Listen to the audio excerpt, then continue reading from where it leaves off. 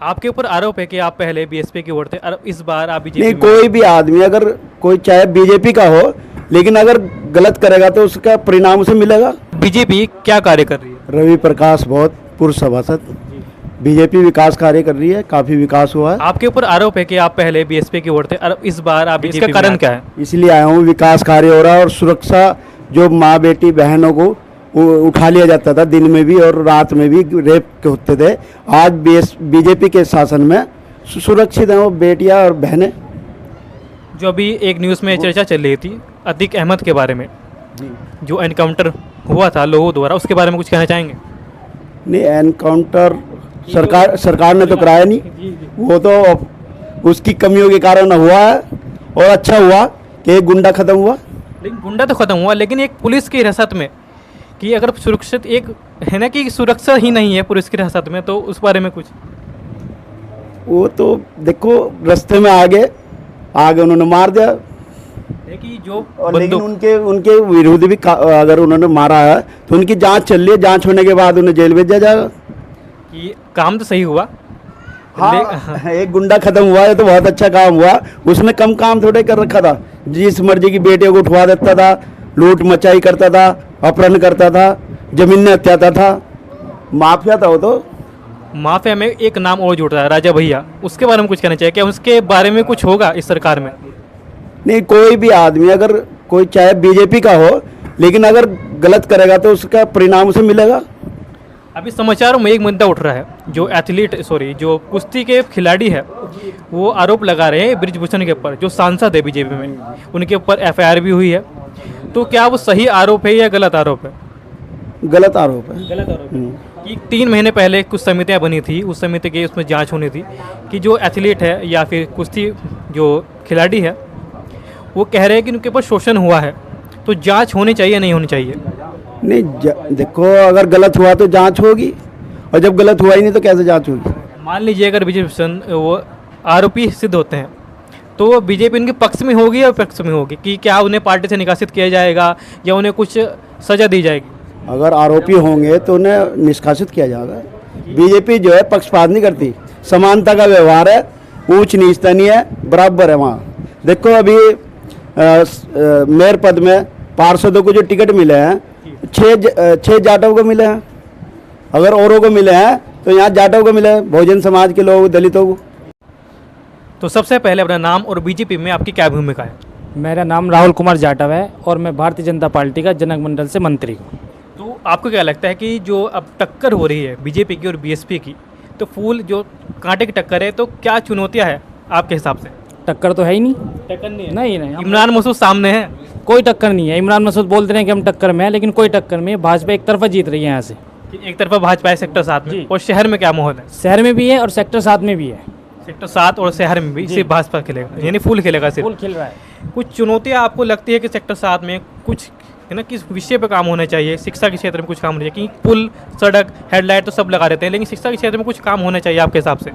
देखो, जो हमारे वर्तमान पार्षद थे, उन्होंने जाटव नगर में इतने विकास कराए हैं कि हम अगर किसी गली में निकल रहे हैं ना, तो हमें कहीं से विरोध नहीं मिल रहा अपना। और जो बचे हुए कार्य हैं वो हमारे अंकित भाई हैं, बहुत ही जुझारू हैं। पार्टी ने उन्हें चुन के हमारे बीच भेजा है और वो सारे विकास कार्य जो रुके हुए हैं सब होंगे। मैं परवीन जाटव सेक्टर का अध्यक्ष हूं और पिछले 10 सालों से भारतीय जनता पार्टी के लिए काम कर रहा हूं। पिछले 10 सालों से आप भारतीय जनता पार्टी के लिए काम कर रहे हैं, तो आपको क्या लगता है कि इमरान मसूद सामने है, तो टक्कर होगी या नहीं होगी? इमरान मसूद तो कई बार हमारे सामने आ चुका है, हमने उसे पराजित करके कई बार घर में घुसाने का काम किया है। भारतीय जनता पार्टी ने पिछले 10 वर्षों में मैं देख रहा हूँ करीब 4-5 बार इलेक्शन आ चुके हैं, लोकसभा के, मेयर के, विधायकी के, सबको हमने उसमें घर तक पहुंचाने का काम किया उसको, इमरान मसूद को। तो महापौर प्रत्याशी के बारे में बताइए। महापौर प्रत्याशी हमारे डॉक्टर अजय सिंह, देखिए आप कितनी साफ छवि के व्यक्ति हैं। इमरान मसूद को कहना है कि डॉक्टर जी मिलने के लिए 1500 रुपये चार्ज करते हैं, कि चुनाव के बाद वो लोगों से कैसे जनसंपर्क करेंगे? जब मिलने के लिए पहले ही 1500 रुपये चार्ज करते हैं, उसके बाद कैसे? ठीक, ऐसा है। हॉस्पिटल इमरान मसूद ने बनाया होगा, उसके भी चार्जेस पता करिए आप, तो आपको पता लगेगा। नाम बताइए उनका हॉस्पिटल का आपको। हॉस्पिटल का नाम ये फेमस, ये दर्पण ताकीद के पास ना, थोड़ा आगे जाएंगे, थाना कुतुबशहर का फेमस।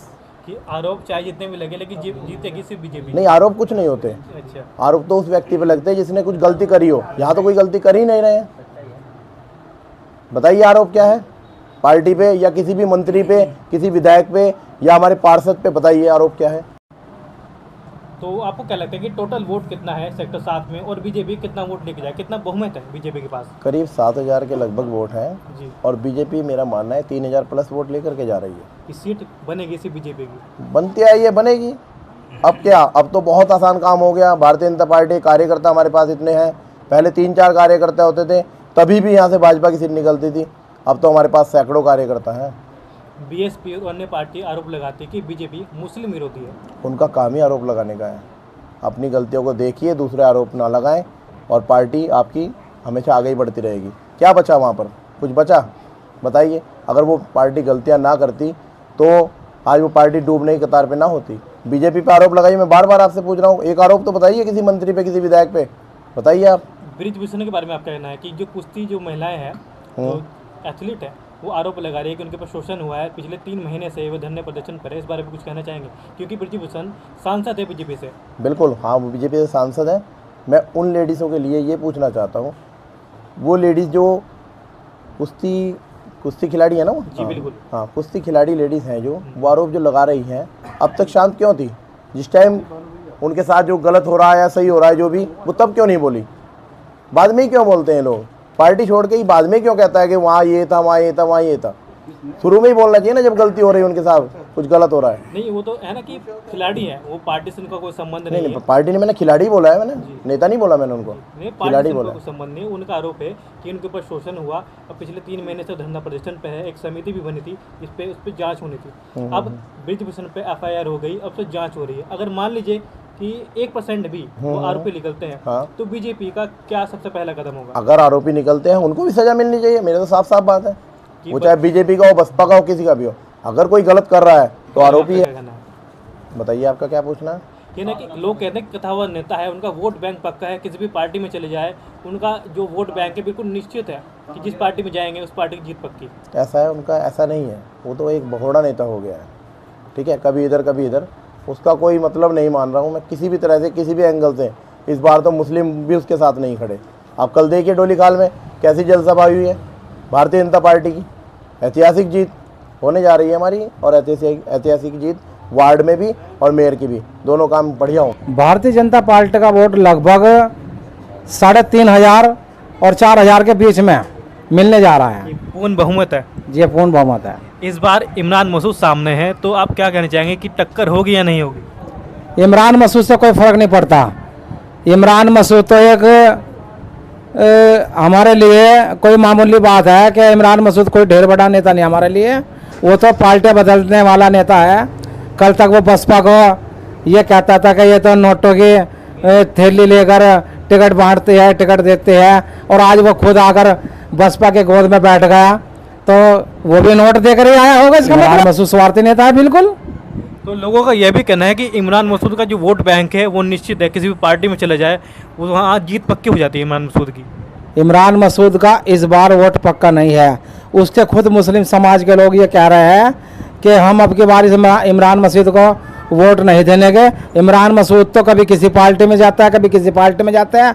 यहाँ तक कि उनके मुस्लिम समाज के लोग भी ये कह रहे हैं कि हम मायावती को वोट नहीं देते हैं, हम इमरान को वोट नहीं देते हैं। और कल क्या नाम जो है डोली खाल में जलसा हुआ है, इतना बेहतरीन जलसा करा है। मुस्लिम समाज के लोगों ने दुल्हन की तरह सजा रखा था स्टेज को, और दूल्हे की तरह मेयर साहब को और राजीव गुंबर विधायक साहब को लेकर आए थे वहाँ पर। तो मेरे हिसाब से तो साथियों मुस्लिम समाज का भी वोट मिल रहा है, सभी समाज का हमको वोट मिल रहा है। हम मेयर की पद की सीट बहुत अच्छे बहुमतों से जीतने जा रहे हैं।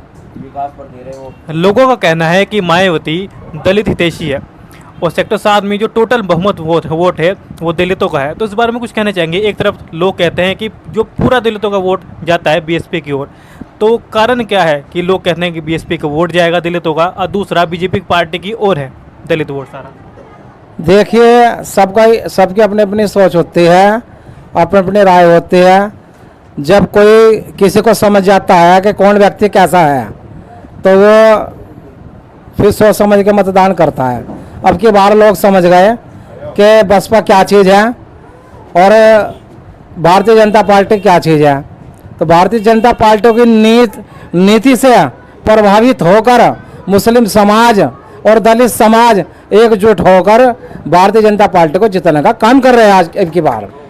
साथियों, मेरा नाम रवि आज़ाद है और मैं बहुजन समाज पार्टी छोड़कर भारतीय जनता पार्टी में शामिल हुआ हूँ और मैं बहुजन समाज पार्टी का सेक्टर अध्यक्ष रह चुका हूँ। यहाँ पर पिछले चुनाव में मैं अंकित भाई के साथ था और सेक्टर अध्यक्ष पद पर रहते हुए मैंने पूरा चुनाव लड़ा, लेकिन बहुजन समाज पार्टियों की नीतियों को देखते हुए, उनके कार्य को देखते हुए मुझे वहाँ पर लगा कि वहाँ पर बहुजन समाज पार्टी के किसी भी कार्यकर्ता कोई सम्मान नहीं है।